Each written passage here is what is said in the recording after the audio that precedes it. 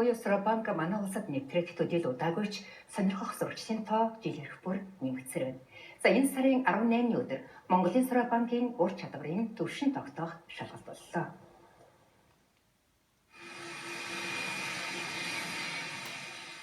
Энэхүү шалгалт жил 4 удаа тогтмол зохион байгуулагддаг бөгөөд шалгалтанд Сарабанкийн сургалтын төвийн сурагчид оролцсон байна. За Монголын Сарабанкийн холбооноос Японы элчин сайдын хамтад хамтран зохион байгуулсан энэ удаагийн шалгалт Сарабанкийн болон Чэйдто Анзан гэсэн хоёр төрлөөр зохион байгуулагджээ. Шалгалтанд хот хөдөөгийн нийтдээ 80 сурагч 7-оос 1-р зэрэг горлон оролцсон байна. За энэ Сарабанкийн төвшин тогтоох шалгалт ямар учиртай гэхээр Сарабанкаар хичээж байгаа хүүхдүүдийн мэдлэг мөн уран чадварын төвшин ямар хэмжээнд байгааг аль бие усаар шалгаж тогтоож баталгааж явуулдаг ийм шалгалт байгаа. За Японд Сарабанкийн холбоо, Японы Сарабанкийн сургуулиудын холбоо, Сарабанкийн заа гарга зүүн холбоо гэсэн 3 том холбоо Японы худалдаа аж үйлдвэрийн танхимтай хамтарч аль бие усаар ийм шалгалтыг Японд зохион байгуулдаг.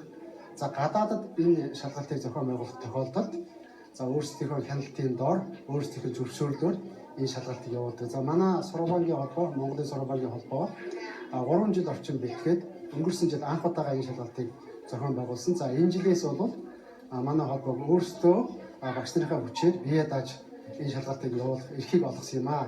Өнгөрсөн жилийн шалгалтаар Сарабанкийн 1-р зэргийг Монгол авч байжээ. Энэ нь маш өндөр амжилт гэж Япон багш нар дүгнсэн байна.